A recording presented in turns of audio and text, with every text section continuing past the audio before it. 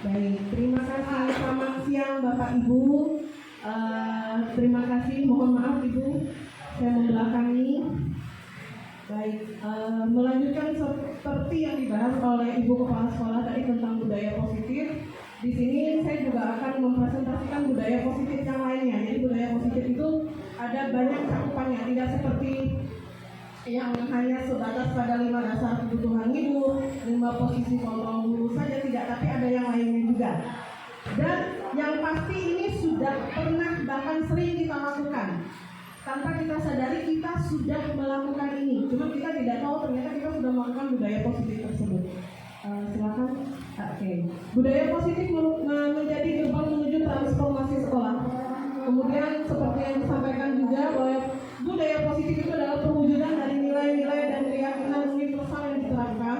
Kemudian dalam definisi budaya positif untuk yang ini bagian saya itu adalah materi tentang keyakinan kelas dan segitiga restitusi. Lanjut. Baik, saya akan bahas dari yang pertama dulu tentang keyakinan kelas. Kalau keyakinan kelas di sini merupakan langkah penting untuk menciptakan lingkungan belajar yang kondusif dan memotivasi. Kemudian, keyakinan kelas juga merupakan nilai-nilai kebajikan universal yang disepakati secara tersirat dan tersurat, lepas dari latar belakang suku, negara, bahasa, dan agama. Kemudian, keyakinan kelas juga dibuat secara bersama-sama dengan seluruh siswa yang mempunyai nilai-nilai kebajikan yang dipercaya. Mungkin sebelum kita memulai masuk pada tahun ajaran baru, Bapak Ibu, mungkin saya juga pribadi, kita pasti pernah menyepakati satu kesepakatan dengan anak-anak untuk apa dan tidak yang bisa mereka lakukan selama kita berada di dalam kelas. Dan itu biasanya kita sepakati bersama, cuman terkadang kita lupa untuk menuliskan itu, apa yang kita sepakati. Tapi kita secara tidak sadar kita sudah memberikan satu pemahaman kepada anak-anak sebelum melakukan atau kegiatan apapun yang ada di kelas. Kita pasti sudah menyepakati tentang apapun yang harus dan yang tidak boleh kita lakukan di dalam kelas. Lanjut. Oke, ini keyakinan kelas, dia bersifat lebih abstrak. Kemudian kalau peraturan itu lebih rinci dan konkret. Keyakinan kelas itu berupa pernyataan-pernyataan universal. Nah ini dia, ini ada perbedaannya. Apakah terlihat dengan sangat jelas, Bapak Ibu? Tidak. Baik, ini untuk yang perbedaan antara peraturan dan keyakinan. Kalau peraturan biasanya kita pasti memakai kata dilarang mencoret-coret meja dan bangku.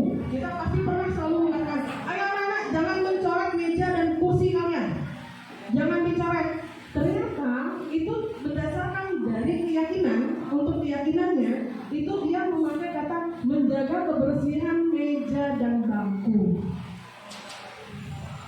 Ya. Kemudian dilarang berkelahi. Ayo jangan berantem, jangan ribut misalnya atau apa. Itu ternyata keyakinannya adalah supaya untuk saling menghormati teman.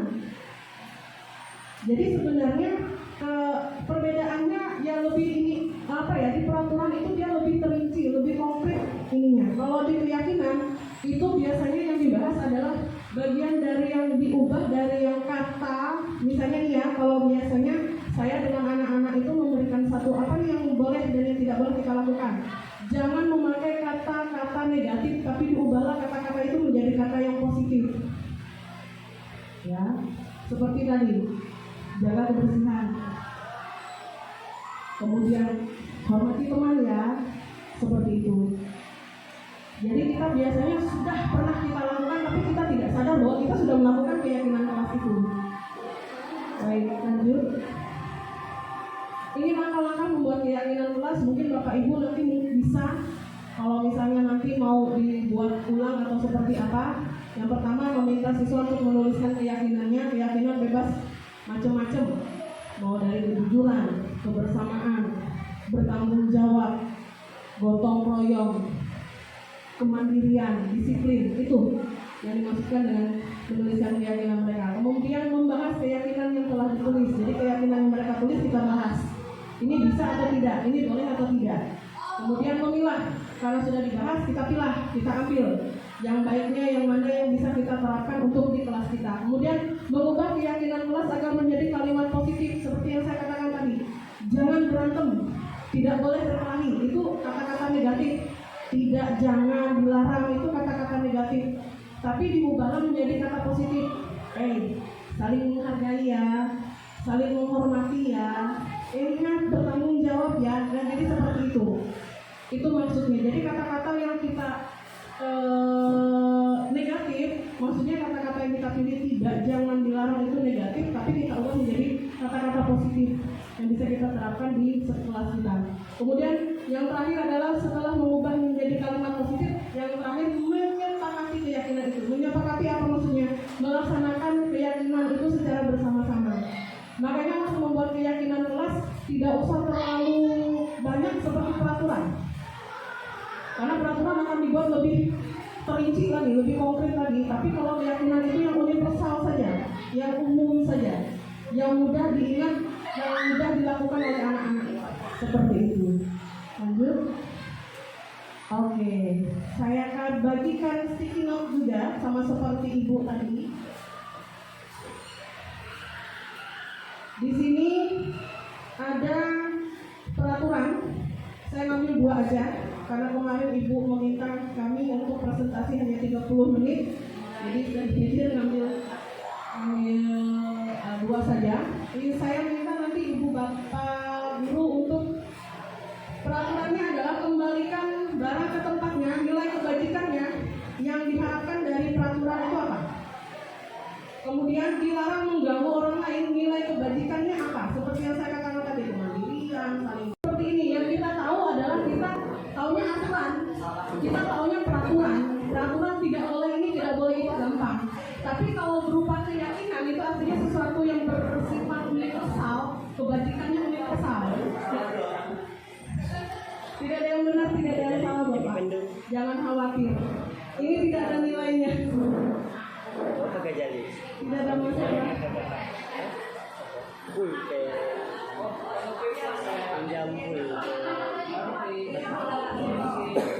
Tidak masalah.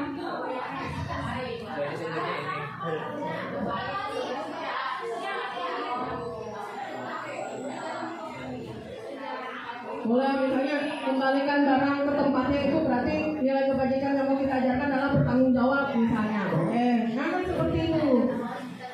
Jadi bukan terbatas hanya di peraturan tidak, jangan, dan dilarang saja, tapi apa kebajikannya dari kenapa peraturan itu ada, itu berarti untuk membuat ada nilai kebajikan di dalamnya. Seperti itu. Sama seperti kalau misalnya kita setiap memakai kendaraan sepeda motor disuruh pakai helm. Pakai helm buat apa? Apakah hanya untuk action saja, untuk jadi fashion saja? Kan tidak, tapi memang ternyata ada nilai kebajikannya dari helm yang kita gunakan. Jadi maksudnya seperti itu. Nah, itu dia. Makanya seperti kalau ada kata-kata dilarang merokok, Bapak. Berarti nilai kebajikannya apa itu, Bapak? Menjaga kesehatan. Betul. Jadi bukan berarti yang kita peraturan itu yang memang tetap harus ada, tapi anak-anak kita buat mengerti dan memahami bahwa peraturan itu dibuat itu supaya mereka aman, nyaman, selamat, seperti itu. Tidak hanya sekadar mau bikin peraturan ini hanya untuk mengekang mereka, sama seperti menghalangi 5 kebutuhan dasar manusia yang berhubungan dengan bebas tadi, kebebasan, bukan. Tapi ini ada nilai kebajikannya di balik peraturan itu dibuat. Oke, lanjut. Terima kasih. Bagaimana penerapannya? Nah, ini boleh, silakan nanti Bapak Ibu boleh diterapkan.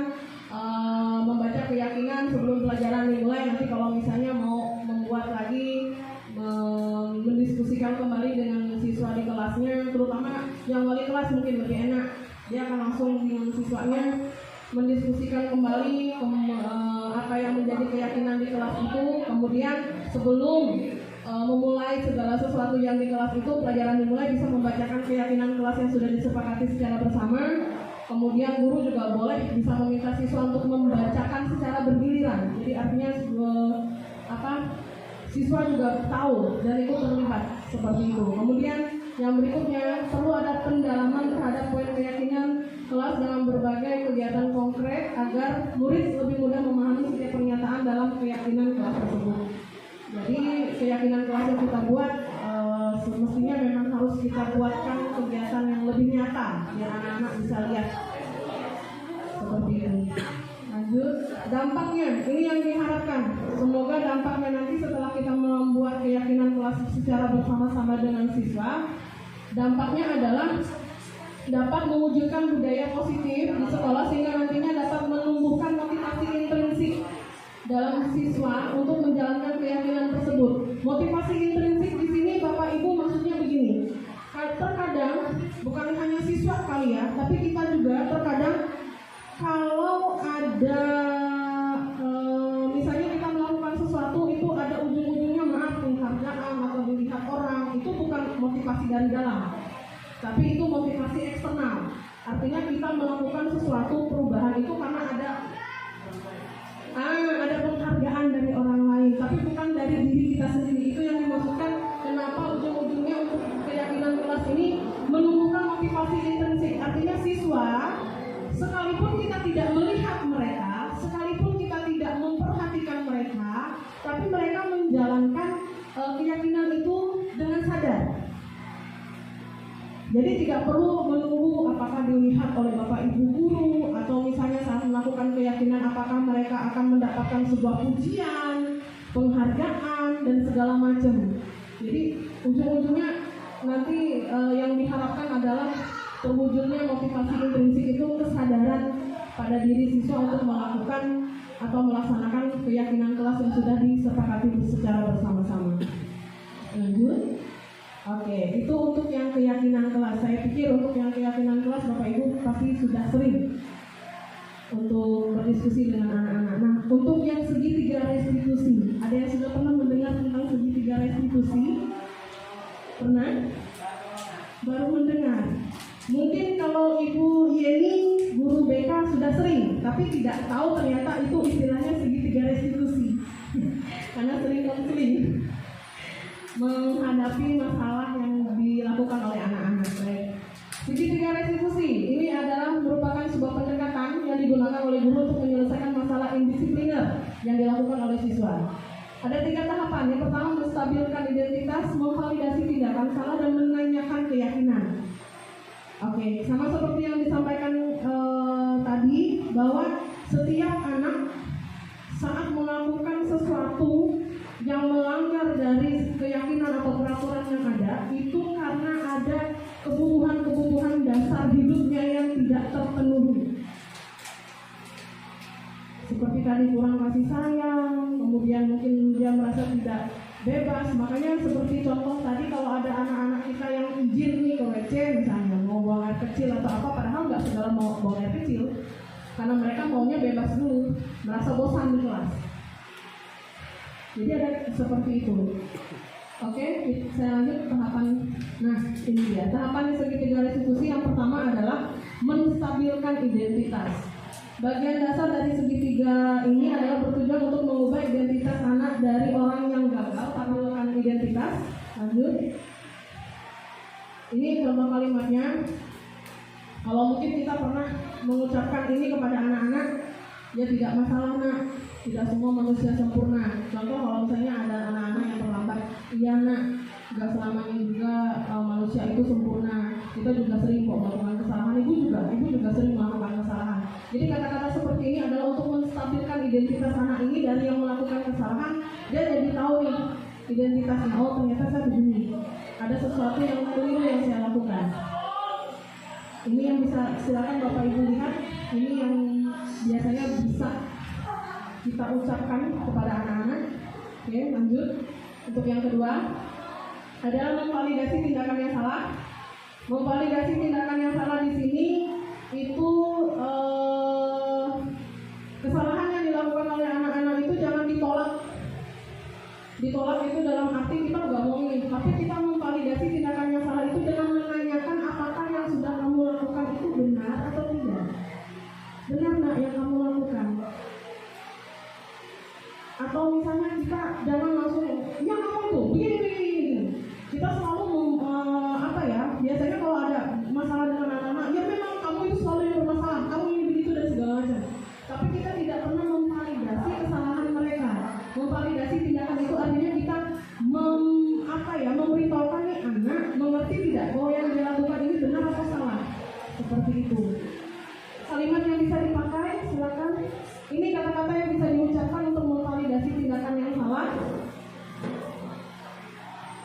Kamu patut bangga pada dirimu sendiri karena kamu telah melindungi sesuatu. Ini biasanya kalau ada anak-anak yang berantem, ada anak-anak yang berkelahi, pasti ada sesuatu yang dipertahankan. Biasanya anak-anak berkelahi itu gara-gara apa? Gara saling ejek.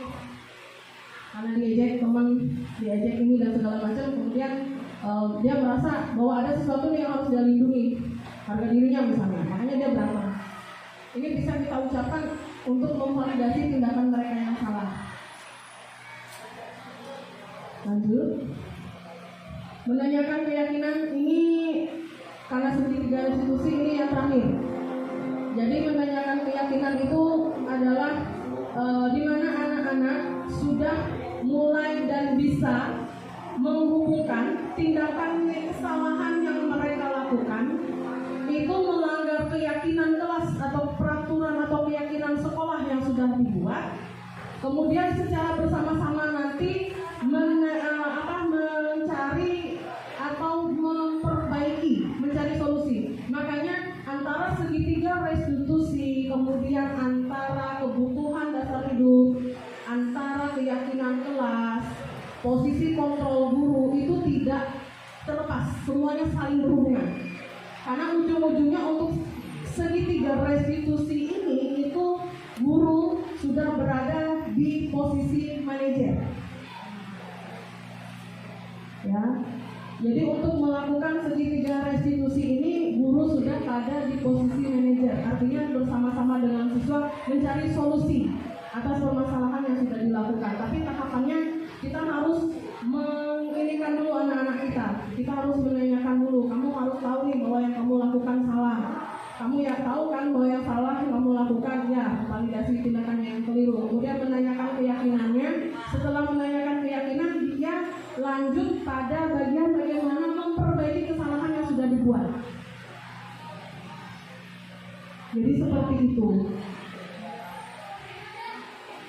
Lanjut. Oke, ini kata-kata yang bisa kita ucapkan untuk meyakini, menanyakan keyakinan tadi. Apa yang kita percaya sebagai kelas atau keluarga. Artinya kita bertanya kepada anak nanti kalau untuk menanyakan keyakinan, Bapak Ibu, nah, kamu melanggar tidak peraturan kelas kita? Kamu melanggar tidak keyakinan kelas kita? Apa nih keyakinan kelas yang kamu langgar nih? Dengan kamu membuli temanmu ini? Apa nih? Nah, jadi hal-hal yang seperti itu yang bisa kita ucapkan atau yang bisa kita berikan kepada anak-anak untuk bagian pada terakhir untuk segitiga restitusi. Nah, silakan, ini dia segitiga restitusi. Menstabilkan identitas, memvalidasi tindakan yang salah, menanyakan keyakinan. Ini kata-katanya seperti yang tadi yang dibuatkan di sini. Jadi terkadang kita kalau menyelesaikan masalah di anak-anak, kita selalu emosi dulu yang kita keluarkan. Betul, saya juga seperti itu. Saya tidak merasa bahwa saya duduk di sini, saya berdiri di sini, saya sudah luar biasa nih untuk seperti belum. Saya juga baru menerima materi ini dan saya juga baru memahami dan mengerti. Oh ternyata sama seperti tadi, saya selalu berada di posisi penghubung, pembuat rasa bersalah kepada anak-anak. Selalu seperti itu. Terima kasih. Ada yang mau ditanyakan Bapak Ibu?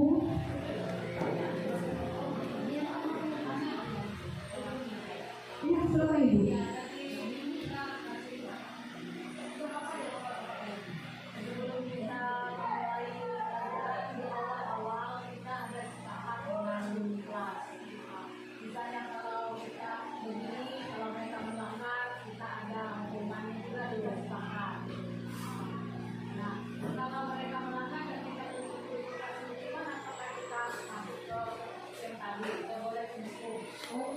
Seperti ini Ibu.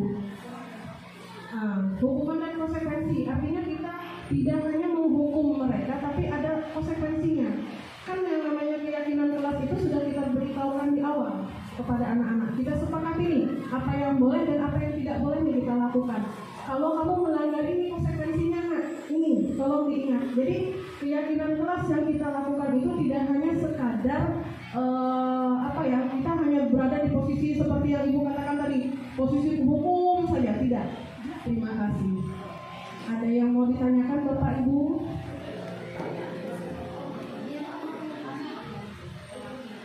Iya, silakan Ibu.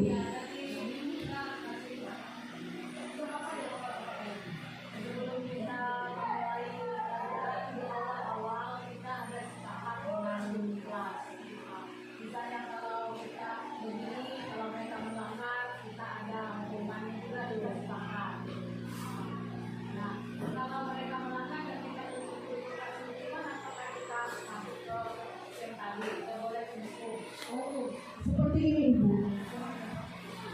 Hukuman dan konsekuensi, artinya kita tidak hanya menghukum mereka, tapi ada konsekuensinya. Kan yang namanya keyakinan kelas itu sudah kita beritahukan di awal kepada anak-anak. Kita sepakati nih, apa yang boleh dan apa yang tidak boleh nih kita lakukan. Kalau kamu melanggar ini, konsekuensinya nak, ini tolong diingat. Jadi keyakinan kelas yang kita lakukan itu tidak hanya sekadar kita hanya berada di posisi seperti yang Ibu katakan tadi, posisi hukum saja, tidak. Dia akan berubah nanti posisinya. Seiring dengan berjalannya waktu, kita juga akan bisa mengubah posisi kontrol kita. Menghukum itu bukan berarti tidak boleh dilakukan, bisa dilakukan, tapi bukan itu yang menjadi penyelesaian permasalahan. Posisinya harus diganti lagi, harus berubah lagi posisinya untuk menyelesaikan masalah yang terjadi pada anak-anak. Ini kemarin saat elaborasi ada juga yang instruktur menjelaskan kepada kami bahwa segitiga restitusi itu tidak semua masalah yang ada di sekolah ini bisa diselesaikan dengan segitiga restitusi, tidak. Contoh, kalau misalnya ada anak-anak yang sampai berantem cedera fisik, itu tidak pakai segitiga restitusi, itu tidak bisa.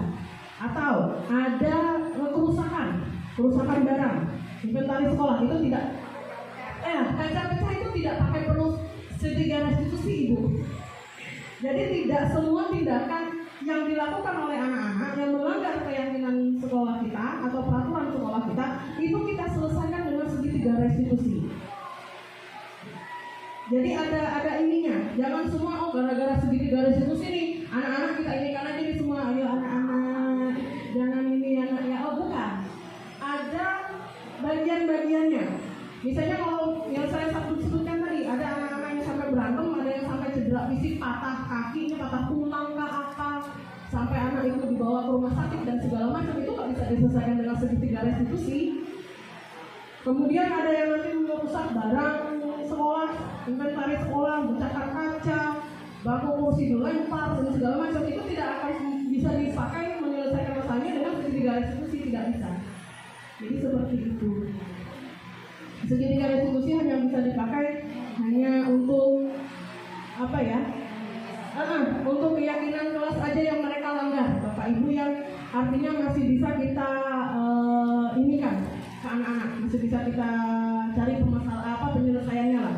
Tapi kalau sudah mengarah yang seperti saya katakan tadi, sampai ada yang terluka, temannya gara-gara berantem, ada yang patah kakinya sampai masuk rumah sakit, kemudian ada yang barang sekolah kita yang rusak dan segala macam, itu sudah nggak bisa diselesaikan lagi dengan segitiga restitusi. Jadi segitiga restitusi ini berhubungan dengan bagaimana kita menyelesaikan masalah yang dilakukan oleh anak-anak, ada pendekatannya. Jadi selama ini kita selalu menyelesaikan masalah dengan anak-anak, selalu kasihlah, tidak cuma yang lain, saya juga emosi dulu yang keluar. Karena banyaknya masalah yang kita hadapi dan segala macam, otomatis emosi dulu nih yang akan keluar. Tapi seiring berjalannya dengan waktu nanti, semoga saja seperti harapan Ibu Kepala Sekolah juga tadi, bahwa posisi kontrol kita jangan hanya di penghukum terus, tapi kita bisa jadi teman, kita bisa jadi pemantau. Tapi yang lebih tinggi kita bisa jadi manajer. Yang paling tinggi dari posisi kontrol 5 guru itu ya manajer, karena dia mencakup teman dan pemantau. Seperti itu. Silakan Ibu.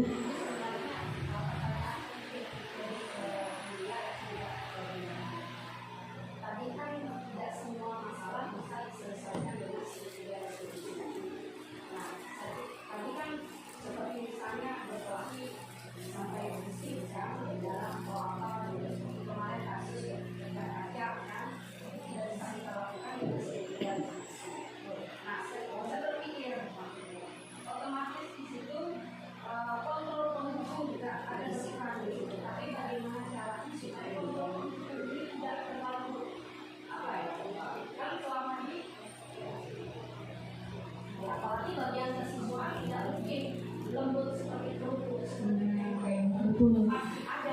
betul Ibu. Ya. Ya, nah ini makanya tadi yang seperti saya dan Ibu Waskola sampaikan juga ada konsekuensinya. Setiap apapun tindakan kesalahan yang dilakukan oleh anak-anak itu mereka harus mengerti dan memahami bahwa mereka akan menerima konsekuensi dari perbuatan yang mereka lakukan. Memang seperti yang sudah kami sampaikan, untuk kontrol penghukum itu bukan berarti itu keliru terus, tidak. Tapi jangan hanya sebatas pada di bagian penghukum saja. Artinya penyelesaian masalahnya itu anak-anak tidak kita libatkan. Kalau di bagian penghukum kita yang menyelesaikan masalah, kita yang cari solusinya. Padahal yang bikin masalah anak-anak ini. Berarti anak-anak juga harus terlibat dan mereka juga harus mengerti apa konsekuensi dari yang mereka lakukan. Kemudian solusi dari masalah yang mereka buat apa. Jadi seperti itu. Kita tidak hanya terbatas pada bagian di segi restitusi saja, lembek dan segala macam, tidak. Mungkin pendekatannya nanti kalau misalnya ada beberapa masalah yang seperti saya sampaikan tadi, betul saja untuk bagian kesiswaan, kedisiplinan betul. Cara anak-anak bukan berarti itu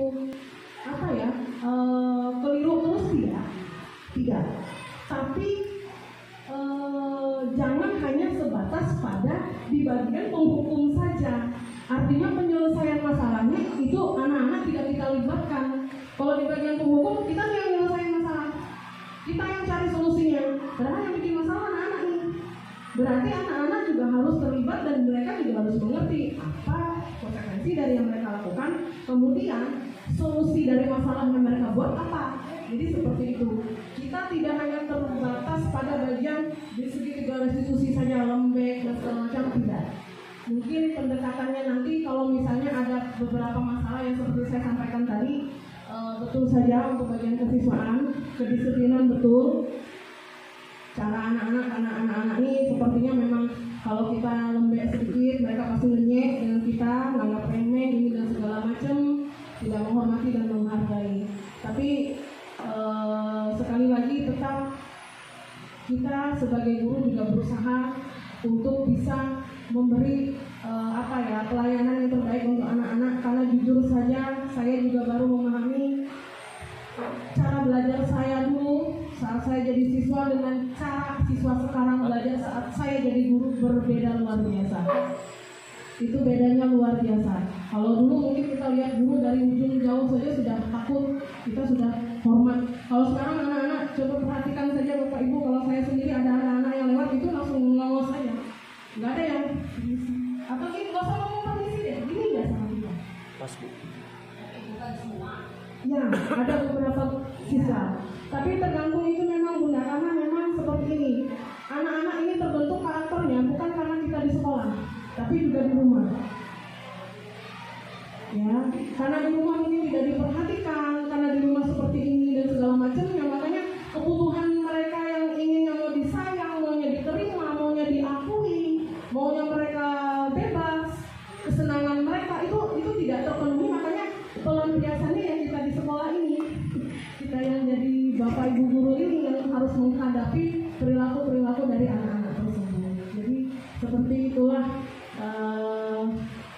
yang saya maksudkan Ibu yang sudah bisa dipahami Bu. Ada lagi?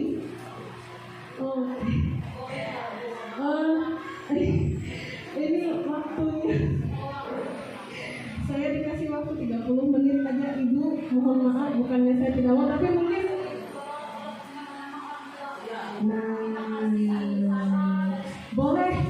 boleh Ibu. Itu nanti bisa kita inikan misalnya untuk menanyakan keyakinan kelas di sekolah, di kelas kita.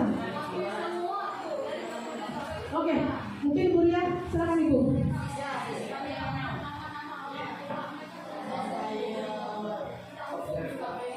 Izin sedikit menambahkan dari pemaparan Bu Yanti ya. Di sini dari diseminasi ini kita harapkan Bapak Ibu wali kelas ataupun guru mapel bisa mulai menerapkan keyakinan kelas yang akan dianut atau akan dilakukan di kelasnya masing-masing begitu. Salah satunya misalkan seperti tadi peraturannya tidak boleh menyebutkan nama orang tua buat menjadi keyakinan kelas.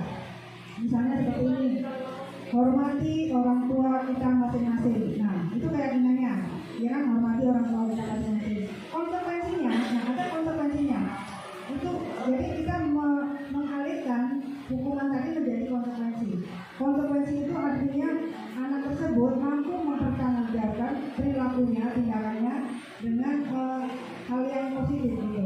Konsekuensinya apabila si anak melanggar keyakinan kelasnya, maka apa? Konsekuensinya ditentukan di kelas itu masing-masing. Begitu. Jadi Bapak Ibu silakan membuat keyakinan kelasnya masing-masing. Nah, saya berharap nanti kita mulai melakukan gerakan ini.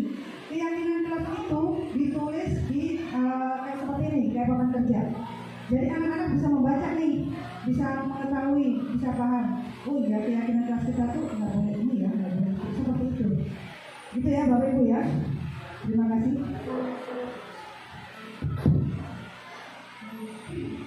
Bagaimana Ibu Lamian? Oke, nanti bolehlah wali kelas mungkin membuat ulang keyakinan kelasnya, kalimat yang mudah dan singkat yang bisa diingat oleh anak-anak aja Bapak Ibu, nggak perlu banyak. Misalnya nih keyakinan kelas di kelas Ibu Ira misalnya, mengucapkan 3 kata ajaib: maaf, tolong, terima kasih. Hanya itu saja, nggak masalah. Jadi kalau ada apa-apa, maaf ya, saya melakukan kesalahan, maaf ya, kamu marah, kamu tersinggung seperti itu, atau tolong bisa nggak ambilkan ini, nah itu. Kalau misalnya terima kasih sudah diambilkan, nah itu saja. Nggak perlu yang harus menjabarkan bahkan sampai banyak, cukup 1 saja atau 2 terserah. Tapi yang pasti itu yang mudah diingat oleh anak-anak dan yang bisa kita lakukan. Itu yang dimaksudkan dari keyakinan kelas tadi. Makanya ujung-ujungnya nanti keyakinan kelas itu kalau sudah dilanggar ya pakai pendekatan segitiga restitusi. Dan kita harus dalami dulu kebutuhan dasar apa yang mereka tidak terpenuhi. Dan kita sebagai guru harus menempatkan posisi kontrol kita di mana untuk menyelesaikan masalah tersebut. Makanya saya bilang dari cakupan budaya positif semuanya tidak bisa lepas, akan saling berkaitan seperti itu. Baik. Terima kasih atas waktu Bapak Ibu. Mohon maaf jika mungkin apa yang saya sampaikan itu kurang jelas atau ada yang menyinggung perasaan Bapak Ibu, saya mohon maaf. Tapi sekali lagi saya mengucapkan terima kasih banyak atas kesediaan Bapak Ibu untuk ikut pada diseminasi budaya positif modul 1.4 untuk guru